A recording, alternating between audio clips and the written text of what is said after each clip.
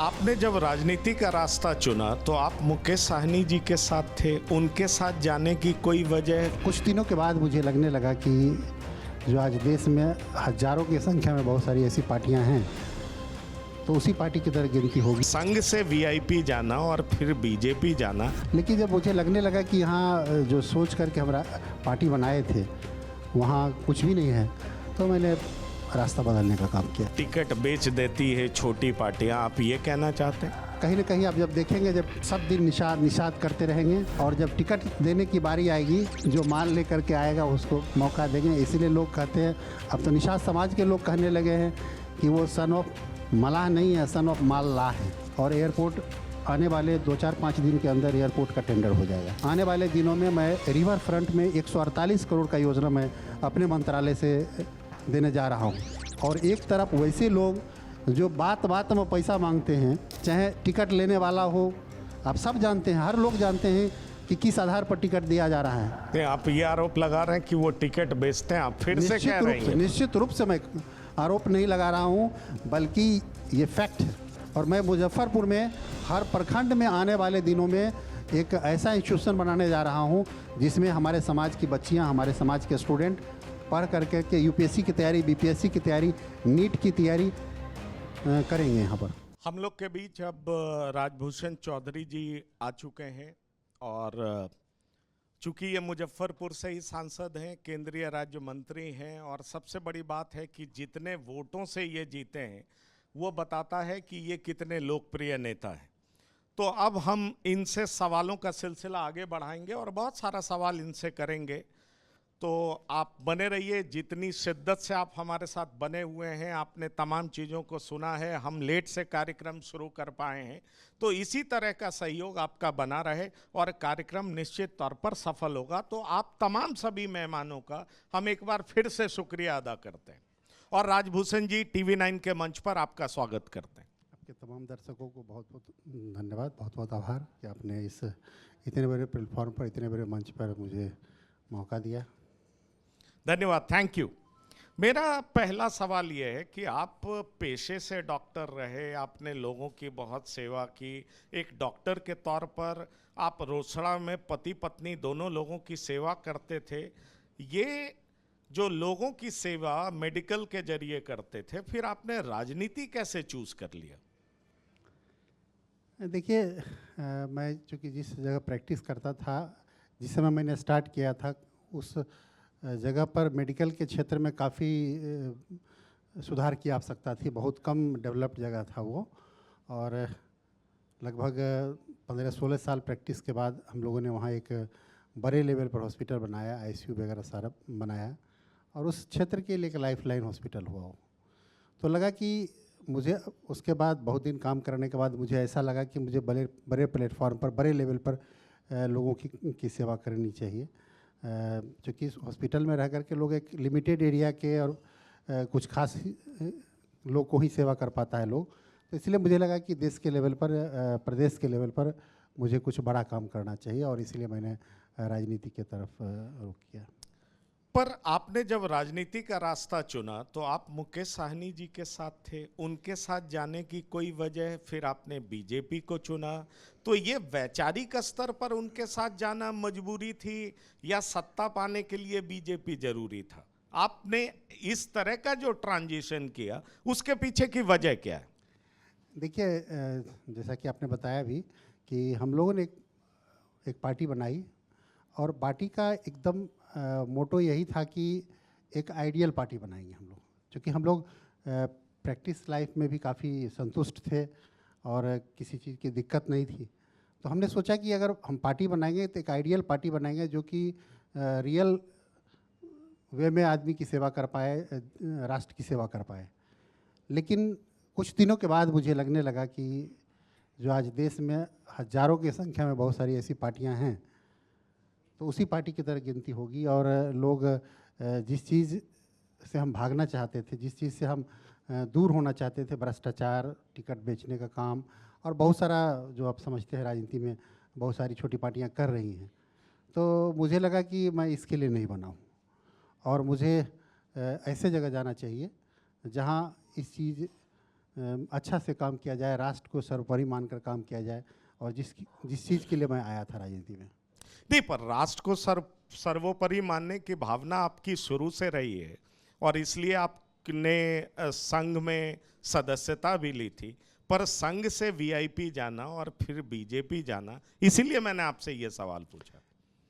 देखिए, जब कोई भी नई पार्टी बनती है तो सबका सपना होता है कि हम एक आइडियल पार्टी बनाएंगे जो एक्सपेक्टेशन पर लोगों के खरा उतरे और अपने ढंग से काम करें, जहां मुझे स्वतंत्रता हो कि मैं जो डिसीजन लूँ पार्टी के हित में और समाज के हित में डिसीजन लूँ। लेकिन जब मुझे लगने लगा कि यहाँ जो सोच करके हम पार्टी बनाए थे वहाँ कुछ भी नहीं है, तो मैंने रास्ता बदलने का काम किया। तो मुजफ्फरपुर चुनाव का कोई खास वजह इसलिए कि अजय निषाद जी को हराना था, पार्टी ने आपको चुना, निषादों की संख्या बहुत ज़्यादा है इसलिए इस सीट का चुनाव आपने किया, या मुजफ्फरपुर से आपका खास लगाव था, या कहा जाए तो पार्टी का निर्देश था, या आपका इंटरेस्ट मुजफ्फरपुर में था? देखिए, 2019 में मैं चुनाव लड़ा था मुजफ्फरपुर से। उस समय मेरी तैयारी खगड़िया से थी और मैं चुनाव नहीं लड़ना चाह रहा था। मैं अभी भी बता रहा हूँ, मैं मुजफ्फरपुर लड़ना नहीं चाह रहा था, लेकिन डेस्टिनी में शायद था मुजफ्फरपुर आना था। और मुजफ्फरपुर आने के बाद, पहले चुनाव के बाद, मुझे लगने लगा कि नहीं, मैं यहाँ अब कर्म क्षेत्र बनाऊँगा। और लगातार यहाँ से लोगों के संपर्क में रहे, 5 बजे शाम तक प्रैक्टिस करना, पेशेंट देखना, फिर भाग करके आना, फिर रात में किसी के शादी श्राद्ध कहीं भी कार्यक्रम में आना और लौट करके फिर 1:30 बजे 2 बजे पहुंचना रोसड़ा। तो धीरे धीरे लगाव बढ़ता चला गया और लगा कि मुझे इस क्षेत्र में काम करना है, और पार्टी में ने भी मौका दिया तो मैं मुजफ्फरपुर से। पर मुकेश सहनी तो ये कहते हैं कि निषाद हमारे साथ है, इस बार बीजेपी को पता चल जाएगा, पिछली बार महागठबंधन ने उनको धोखा दिया इसलिए सरकार नहीं बन पाई, इस बार हम बीजेपी के साथ नहीं है, देख लीजिएगा निषाद का 8 से 14% वोट हमारे साथ है। फिर अगर इस तरह का परिणाम आता है तो आपकी प्रासंगिकता क्या रह जाएगी? देखिए, निषाद आज से नहीं बल्कि सदियों से धर्म के साथ, आपने रामायण काल में देखा कि भगवान के सखा थे, तो हमारा अलायंस तो त्रेता युग से चला आ रहा है। राम के साथ निषाद राज का संबंध था। अभी भारतीय जनता पार्टी ने भगवान राम के साथ केवट राज का भी मंदिर बनाया है। तो निषाद समाज के लोग समझते हैं कि मेरा हित जो है भाजपा और एनडीए के साथ है, इसलिए कहीं जाने वाले नहीं हैं। कोई कुछ भी कह ले, लेकिन अंतिम बटन तो एनडीए का ही दबेगा। नहीं, पर आपको ये नहीं लगता कि जो मुद्दा वो उठाते हैं मुकेश सहनी कि एससी में इंक्लूड किया जाए और आप लोग कर नहीं पा रहे हैं, तो आपका समाज आपसे दूर भाग सकता है? देखिए, उनकी मंशा सिर्फ राजनीति रोटी सेकना है। जनता समझती है। उनको जब 2-3 बार मौका मिला तो उन्होंने अपने पार्टी में आरक्षण देने का काम नहीं किया। पिछली बार 3 लोकसभा में सीट मिला, कितने निषादों को उन्होंने मौका दिया? विधानसभा में 11 सीट मिला था, कितने निषादों को मौका दिया? तो इनकी मंशा सही नहीं है, इसलिए जनता समझती है और इसलिए कहीं जाने वाली नहीं है। एनडीए के साथ मजबूती के साथ निषाद समझ रही है। नहीं, पर आप कहना क्या चाहते हैं? कितने निषादों को दिया, दूसरे को दिया, कहीं आप कुछ और तो नहीं कहना चाहते हैं? क्योंकि आपने शुरू में कहा टिकट बेच देती है छोटी पार्टियां, आप ये कहना चाहते हैं? निश्चित रूप से देखिए, जिस निषाद के हित की बात वो करते हैं, कहीं ना कहीं आप जब देखेंगे, जब सब दिन निषाद निषाद करते रहेंगे और जब टिकट देने की बारी आएगी तो उस दिन जो माल लेकर के आएगा उसको मौका देंगे। इसलिए लोग कहते हैं, अब तो निषाद समाज के लोग कहने लगे हैं कि वो सन ऑफ मलाह नहीं है, सन ऑफ माल्लाह है।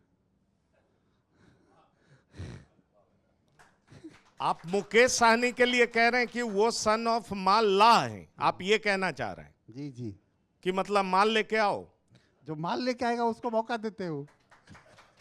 बड़ा गंभीर आरोप लगा रहे हैं कि जो माल लेके आता है उसको मौका देते हैं।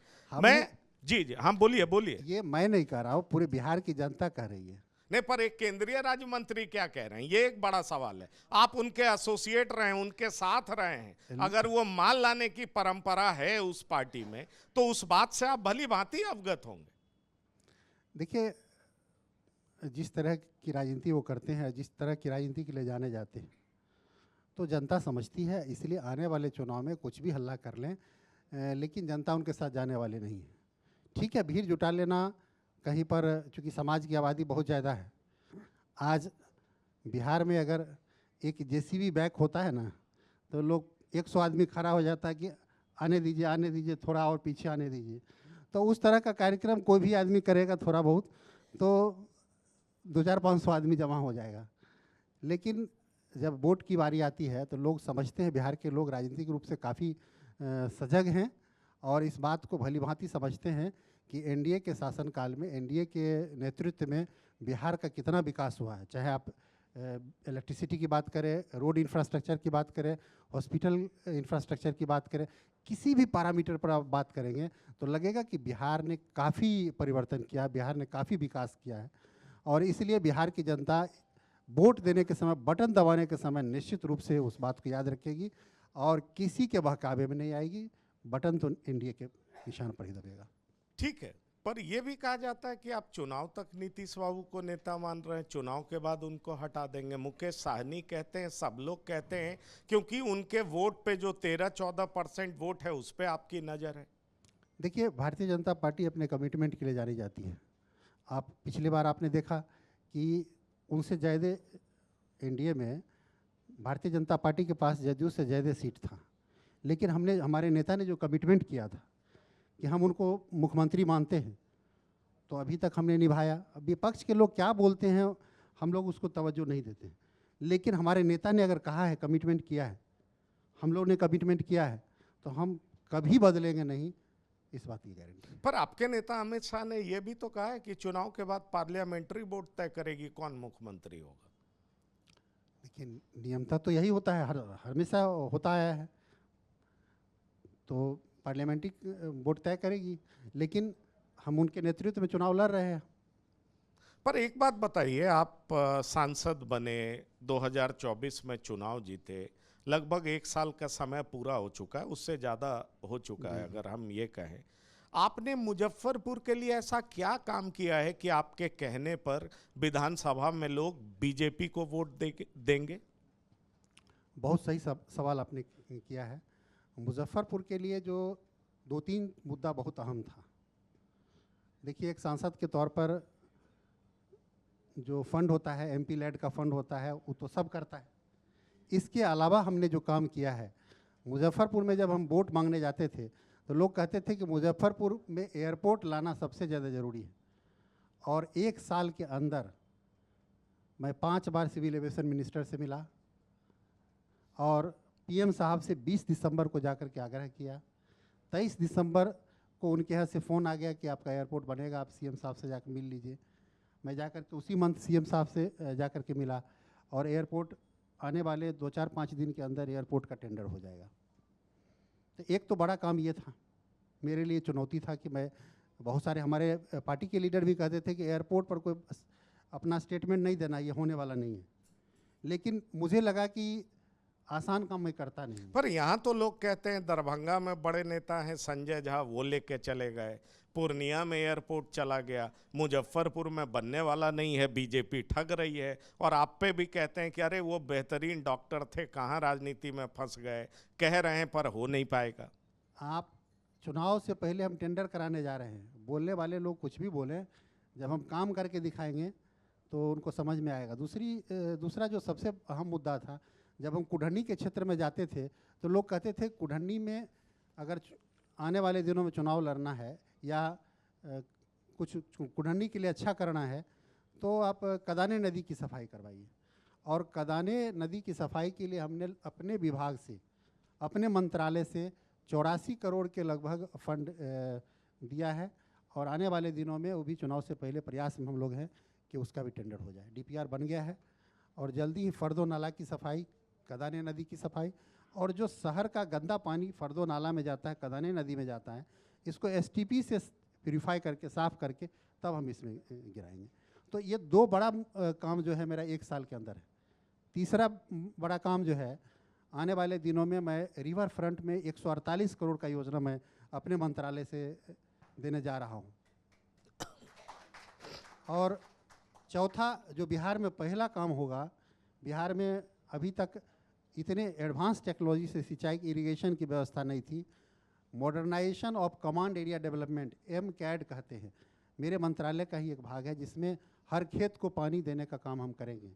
और जो कैनाल सिस्टम है, कैनाल सिस्टम से प्रेशराइज्ड पंप के माध्यम से हर खेत को हम पानी क्लस्टर बना करके, जैसे एक समझिए कि हल्दी का हमने क्लस्टर बनाया, 500 एकड़ ज़मीन में हल्दी का क्लस्टर हमने बनाया, तो उसको हल्दी में कब पानी चाहिए, कितना पानी चाहिए, तो वो एडवांस टेक्नोलॉजी स्काडा के माध्यम से हम वहाँ पर मॉइस्चर का क्या कंटेंट है, उन सारे चीज़ को ध्यान में रख करके, और हल्दी में करक्यूमिन का लेवल कैसे बढ़े, कौन सा बीज यूज़ करें, तो एडवांस टेक्नोलॉजी से हम कृषि पर भी काम करने जा रहे हैं, जो बिहार में पहला बार होगा।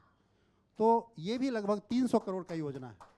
मुझे लगता है ये बहुत बड़ी बात है, क्योंकि आप सबको पता होगा कि किस तरीके से हल्दी कैंसर को प्रिवेंट करने के लिए काम करता है, और जिस तरीके से गंगा नदी के बगल में जितनी सारी शहरें हैं और वहाँ पर गंगा जितनी पॉल्यूटेड हुई हैं, उस वजह से जो हम कैंसर पीड़ित मरीज को ज़्यादा देखते हैं, अगर हल्दी का पैदावार ज़्यादा हुआ और उसमें कैरक्यूमिन जो आपने बताया उसकी मात्रा ज़्यादा होगी, तो निश्चित तौर पर लोग ज़्यादा स्वस्थ रहेंगे। डॉक्टरी आपने पढ़ा है, थोड़ा बहुत हमने भी सीख लिया आपसे। जी सही बात है, करक्यूमिन का बहुत ज़्यादा रोल आ रहा है अभी एंटी इन्फ्लामेटरी के रूप में, इन्फ्लामेशन रोकने के लिए, साथ साथ कैंसर प्रिवेंशन में भी उसका बहुत रोल है, जॉइंट पेन में उसका बहुत ज़्यादा रोल है, हार्ट की डिजीज़ में भी बहुत रोल है।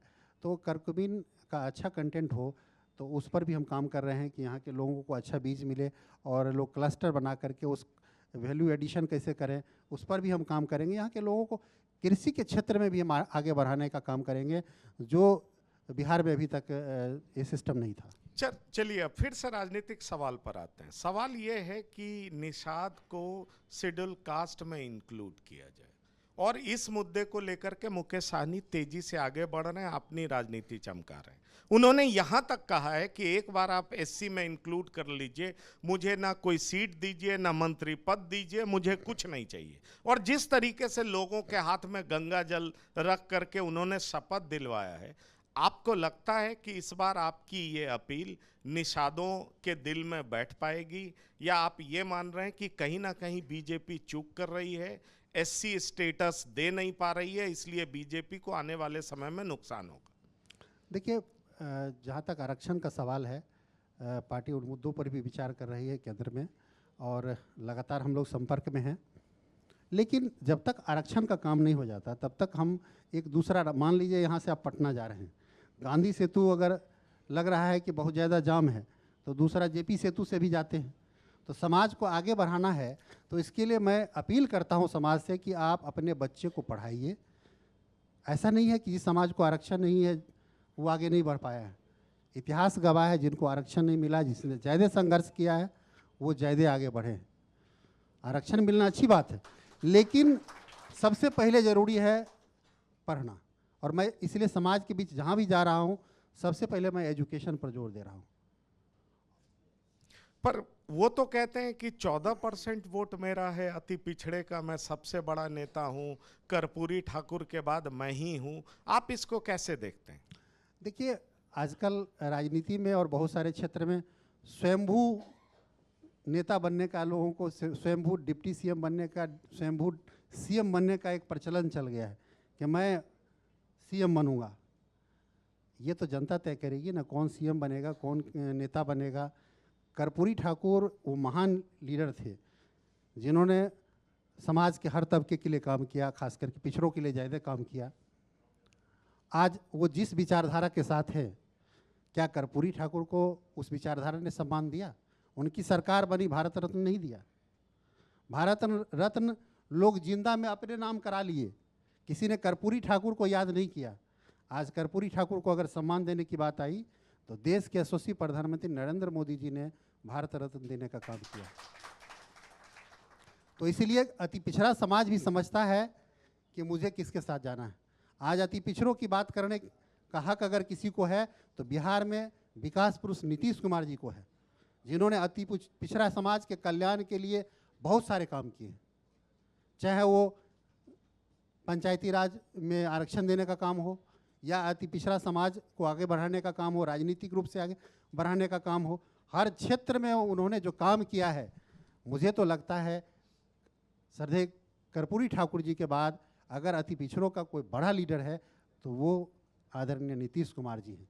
और नीतीश कुमार जी के सामने कोई अपने आप को स्वयंभू अगर कह रहा है कि मैं अति पिछड़ों का लीडर हूँ, तो मुझे लगता है कि वो थोड़ा ज़्यादा बोल रहे हैं। उसके लिए बहुत त्याग करना पड़ता है। कर्पूरी ठाकुर ने अपने लाइफ में कभी, मुझे याद है उनके साथ काम करने वाले लोग एक बता रहे थे कि जब पटना से आते थे, रोसड़ा आते थे, तो रोसड़ा से जब बेगूसराय उनको जाना रहता था तो किसी कार्यकर्ता को कान में कहते थे कि बउआ तेल ख़त्म हो गया है, तन बेगूसराय तक का तेल भरा दीजिएगा खाली। और फिर बेगूसराय जाते थे तो किसी के कान में कहते थे कि बउआ पटना लौटना है, कहीं से व्यवस्था करके तेल गाड़ी में नहीं है, तेल भरा दीजिएगा। तो वो आदमी मुख्यमंत्री रहने के बाद भी इतना त्याग, तपस्या, और एक तरफ वैसे लोग जो बात बात में पैसा मांगते हैं, जो बात बात में पैसा की बात करते हैं, चाहे टिकट लेने वाला हो, आप सब जानते हैं, हर लोग जानते हैं कि किस आधार पर टिकट दिया जा रहा है। आप ये आरोप लगा रहे हैं कि वो टिकट बेचते हैं, आप फिर से कह रहे हैं? निश्चित रूप से मैं आरोप नहीं लगा रहा हूं, बल्कि ये फैक्ट है। आप साथ रहे हैं इसलिए आप कह रहे हैं ये बात। जो साथ नहीं रहे हैं और जो साथ रहे हैं, सब लोग जानते हैं कि नेचर क्या है। तो इसलिए जनता समझती है, जनता को ठगने का काम नहीं करे। जनता को आज ज़रूरत है भारतीय जनता पार्टी और एनडीए के जो तमाम लीडर हैं, जो अति पिछड़ों के विकास के लिए जो काम किया है। आप जानते हैं कि बिहार के विकास के लिए, बिहार के सम्मान के लिए आज तक 4 लोगों को भारत रत्न मिला, जिसमें 3 एनडीए की सरकार में भारतीय जनता पार्टी के नेतृत्व ने दिया है। तो बिहार के सम्मान के लिए, बिहार के विकास के लिए एनडीए नहीं, पर ये बताइए, आपने इतना विकास किया, फिर वोट चोरी करने की जरूरत क्या पड़ गई? आप पे आरोप लग रहा है वोट चोरी का। कहा जा रहा है आपने इलेक्शन कमीशन को हाईजैक कर लिया है, इलेक्शन कमीशन बीजेपी आयोग बन करके रह गई। तो आखिरकार ये बड़ा मुद्दा है, कांग्रेस इसको लेकर के हजारों किलोमीटर की यात्रा कर चुकी है। अभी आपसे पहले आरजेडी के एमपी बोल रहे थे, उन्होंने इतना लंबा चौड़ा डेटा पेश किया और बताया कि कैसे आप चुनाव जीत रहे हैं। तो सवाल ये है कि आप डेवलपमेंट करते हैं, फिर भी जनता आपको नहीं स्वीकार रही है, और अब आपको तीसरे तरीके से वो वोट चोरी का माध्यम है जो वो आरोप लगाते हैं, उसके जरिए आप चुनाव जीतना चाहते हैं। देखिए, इंडी गठबंधन के पास कोई जायज़ मुद्दा नहीं है। वो सिर्फ जनता को दिग्भ्रमित करना जानती है। पिछले लोकसभा चुनाव में आपने देखा क्या क्या अनर्गल अलाप लोगों में गलत फहमी फैलाने का काम की। 400 पार कर जाएंगे तो आरक्षण खत्म हो जाएगा, 400 पार कर जाएंगे तो देश का संविधान बदल जाएगा। मेरा मानना है कि इंडी गठबंधन के लोग सिर्फ लोगों को बरगलाने का काम करते हैं, दिग्भ्रमित करने का काम करते हैं कि वोट चोरी करते हैं। अब एक बात बताइए, मैं अभी सीतामढ़ी गया था एक दिन। सीतामढ़ी एक कार्यक्रम में एक पंचायत के लोगों ने बताया कि किसी किसी पंचायत में जितनी आबादी है उससे ज़्यादा वोटर हैं। अगर इस वोटर लिस्ट का रिवीजन, रेक्टिफिकेशन गलत है तो मैं ये गलत काम करूँगा। भारतीय जनता पार्टी और एनडीए के लोग चाहेंगे कि गलत काम हो। अब आप खुद समझिए, समझने की बात है कि जिस गांव का जितना पॉपुलेशन है उससे ज़्यादा वहाँ वोटर है। ये कैसे संभव हो सकता है? और वोटर लिस्ट का रिवीजन जो है कुछ सालों पर स्वाभाविक प्रक्रिया है, वो किसी की सरकार रहेगी तो होगी और होना चाहिए।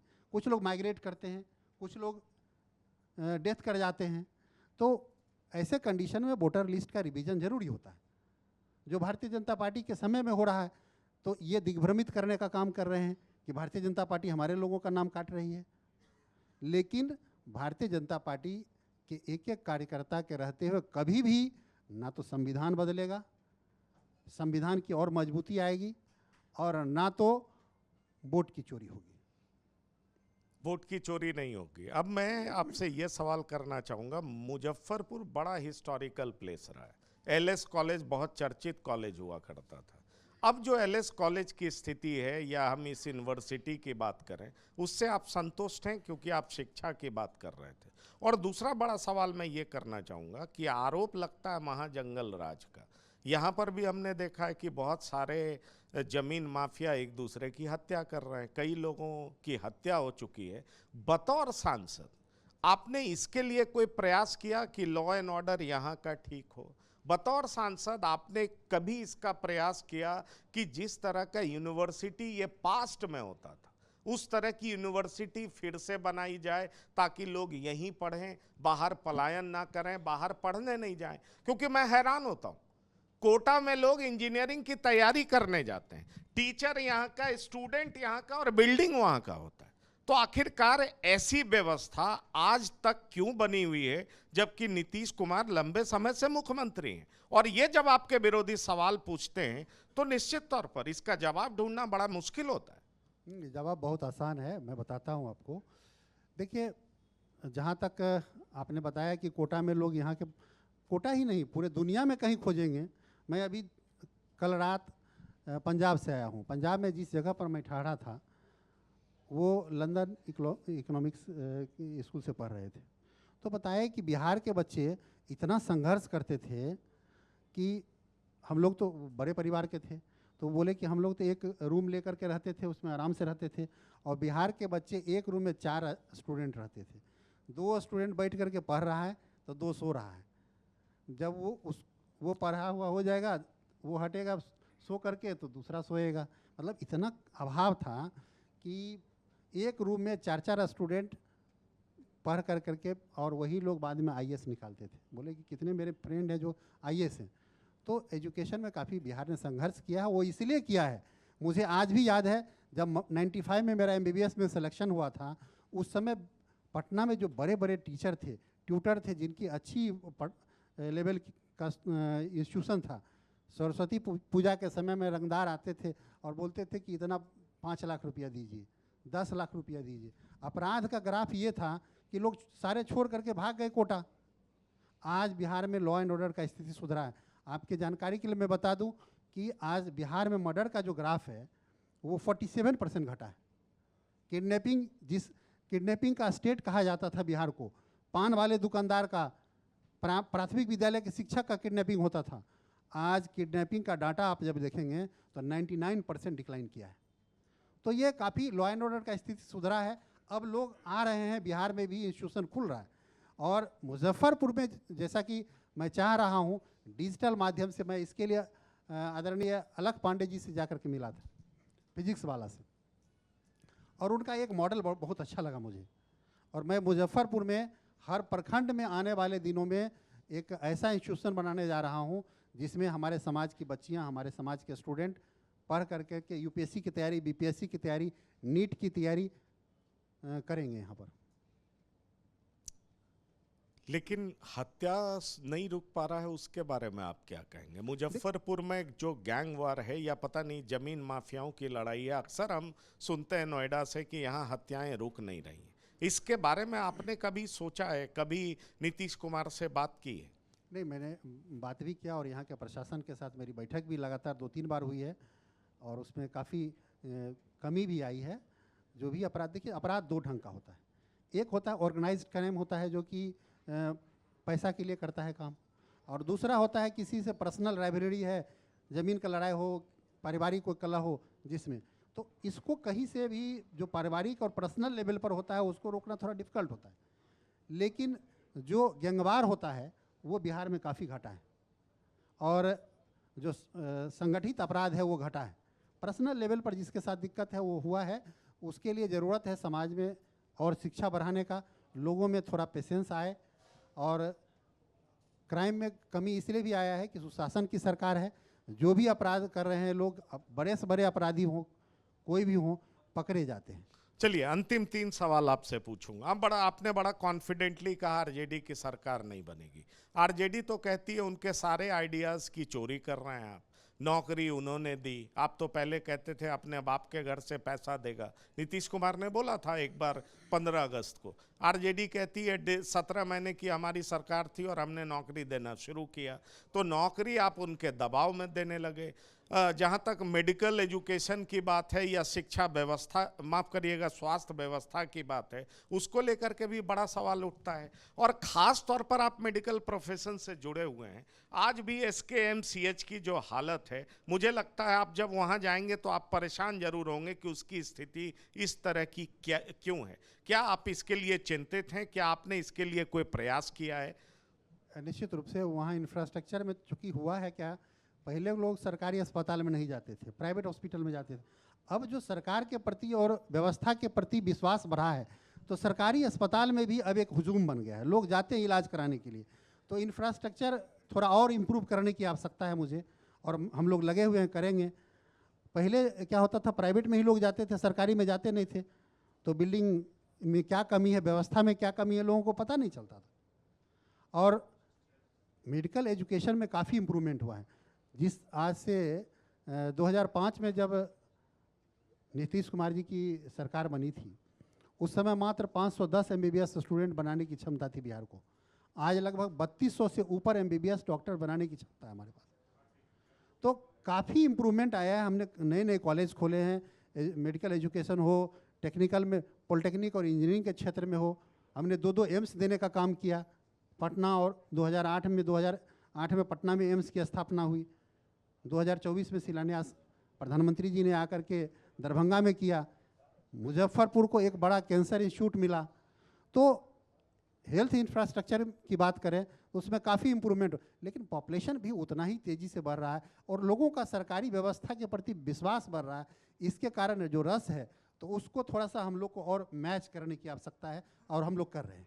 ये बताइए, लोग कहते हैं नीतीश जी के चेहरे को देखकर बार बार लोग थक गए हैं, तो क्या इस चुनाव में प्रधानमंत्री जी का चेहरा आगे रखिएगा, नीतीश जी को पीछे रखिएगा?